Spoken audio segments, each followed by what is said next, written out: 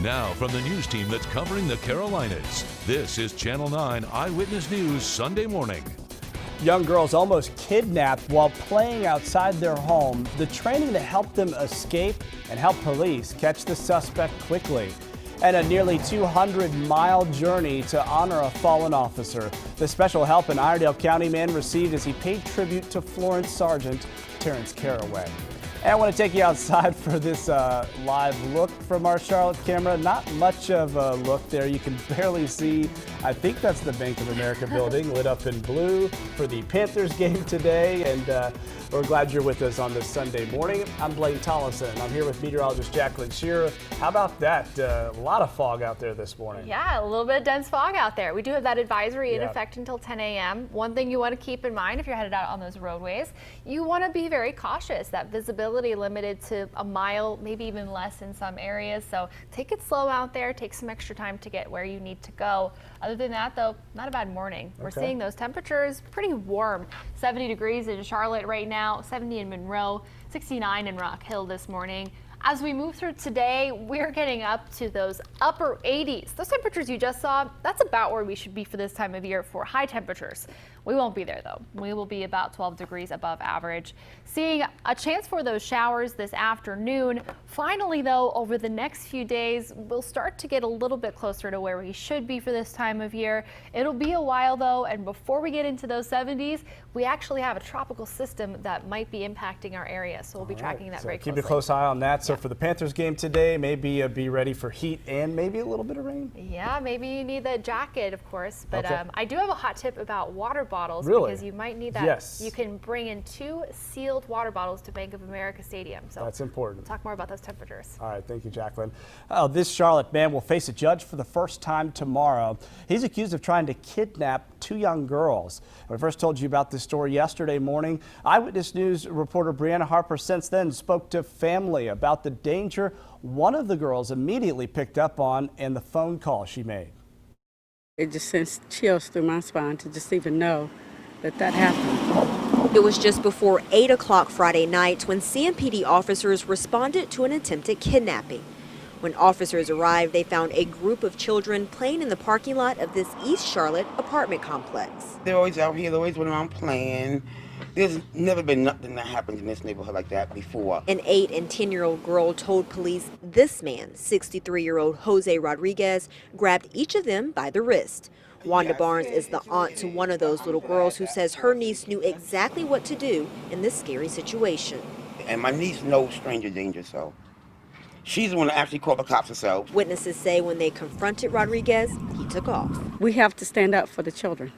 If we don't, who will? Luckily, none of the children were hurt in this case, but neighbors say it's a tough lesson in keeping kids safe. Just teach your kids stranger danger and to know, not to just go with anybody. It's observant, and I'm watching to make sure children are safe. Brianna Harper, Channel 9 Eyewitness News. There is a new justice on the U.S. Supreme Court, and here's a look at the moment. Judge Brett Kavanaugh took an oath yesterday, sworn in by Chief Justice John Roberts, his family there by his side. Happened about 2 hours after a historic confirmation in Senate. On this vote, the ayes are 50, the nays are 48. The nomination of Brett M. Kavanaugh of Maryland to be an Associate Justice of the Supreme Court of the United States is confirmed. Protesters disrupted the vote, and some began shouting, "I do not consent," as the roll call began. Police arrested 14 people in the Senate gallery and at least 150 outside the Capitol. President Trump, of course, says he's happy with the results. He says Christine Blasey Ford, who accused Kavanaugh of assaulting her in the 80s, named the wrong person. I'm 100%, I have no doubt. And the FBI has done an excellent job. They went through it, and they went through it 7 times. The 2-vote margin to confirm Kavanaugh is one of the narrowest ever for a Supreme Court nominee. An emotional service in South Carolina filled with prayers and support for a community reeling after 7 officers were shot. This is Sergeant Terrence Caraway's church, Macedonia Baptist in Darlington. Caraway died in Wednesday's shooting in Florence. He served in several ministries at this church. friends, and loved ones. They spoke about his presence in their lives and the unforgettable impression he left on them. I believe that Terrence has done his job on this earth. He's touched us all. Now it's time for each and every one of you who knew Terrence in the way that you knew Terrence to pay it forward. And everyone who attended yesterday's service locked arms to display a powerful symbol of unity. People across the Carolinas are honoring Sergeant Caraway. This Iredell County man and former officer embarked on a nearly 200-mile journey to honor Caraway. Eyewitness News anchor Liz Foster explains the help Larry Blevins got along the way that made his tribute extra special.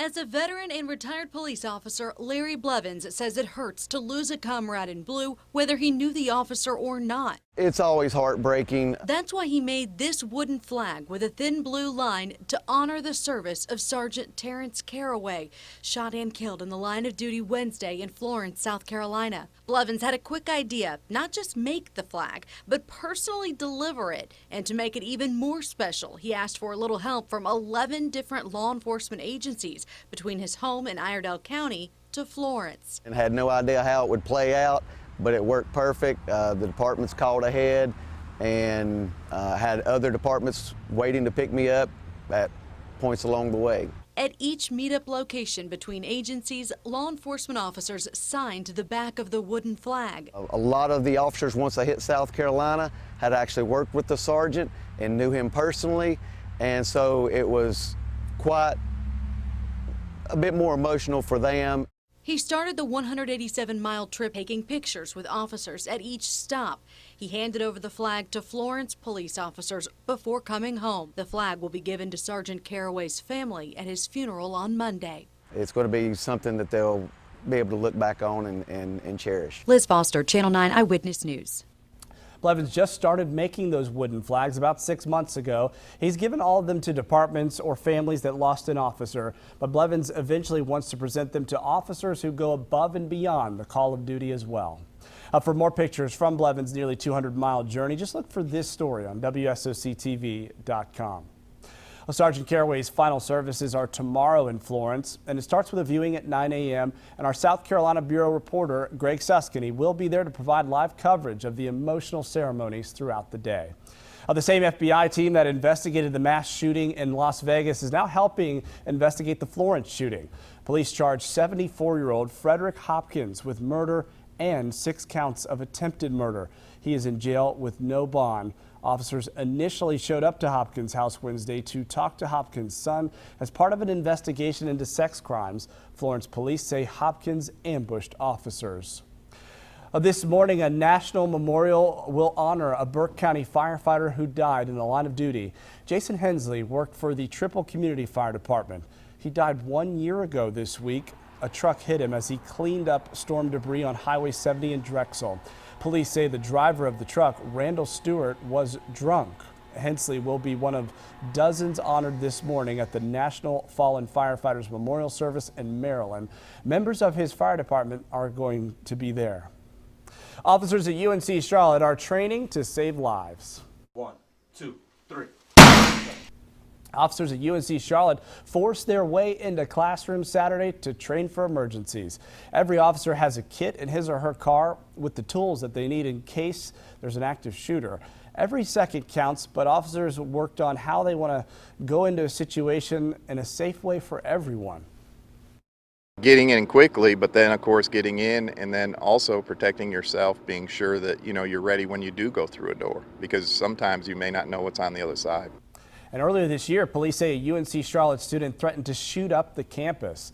Police arrested Matthew Saavedra in March. Police say that he had a copy of the university's active shooter policy and building blueprints.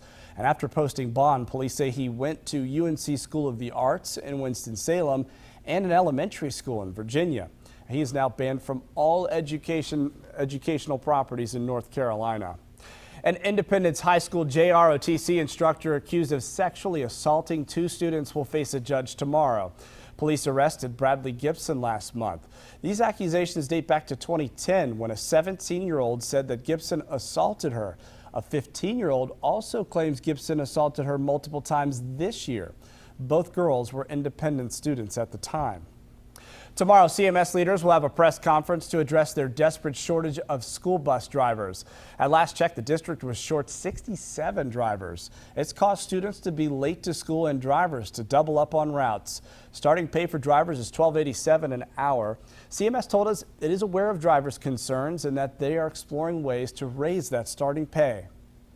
America's second lady will be in Charlotte tomorrow campaigning for a local candidate.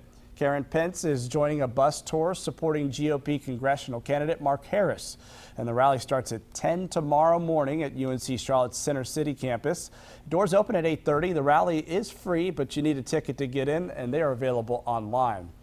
Oh, the Panthers return to action against the Giants today, and it's been a while with a bye week. The Panthers defense will try to contain star wide receiver Odell Beckham and rookie running back Saquon Barkley. And the man calling the shots for the Giants offense is a familiar face, former Panthers offensive coordinator Mike Shula. My first few years, Shula was the guy other than my rookie year when he was a quarterback's coach. But it's one of those things, he's going to know what we do well, and he's going to know what each individual guy does well and what they don't do as well. So it'll be a fun matchup for us. Today's game starts at 1 p.m. at Bank of America Stadium. Our sports team is going to have all the highlights here on Eyewitness News at 6 and 11, plus a more detailed breakdown of today's matchup in our weekly series, Queen City Overtime. It's right after Eyewitness News at 11. And we got meteorologist Jacqueline Shearer checking on your Sunday football forecast. It's going to be pretty warm at the game, Jacqueline. Yeah, it'll be warm. Not really feeling like football weather out there, with temperatures as well as those afternoon showers and possibly a thunderstorm as well. Here's a look at that forecast. 87 degrees by 4 p.m. If you're just visiting Charlotte for this game, of course, this is pretty warm for us. So we're not used to this either. 87 degrees is about 10 to 12 degrees above where we should be for this time of year. Make sure you're staying hydrated if you're headed out to that game, and you might want to bring a light jacket to protect from a few showers. Doesn't look like it'll be a washout at this point, but we could just see a little bit of rain out there. Coming up in just a few minutes, we'll have your neighborhood forecast for Chesterfield and for Albemarle. Plus, we'll take a look at that tropical system that could be headed our way. A brazen and almost unbelievable string of robberies. Yeah, that sounds exactly like a scenario for a movie. All new at 7:45, the common links between 15 similar crimes all in one city. And police underpaid while on patrol at 7:30. The significant pay gap for officers at Panther games compared to other teams around the NFL. And a social media trend is becoming deadly. Next in new, the rapid rise in selfie-related deaths and the group that's most at risk.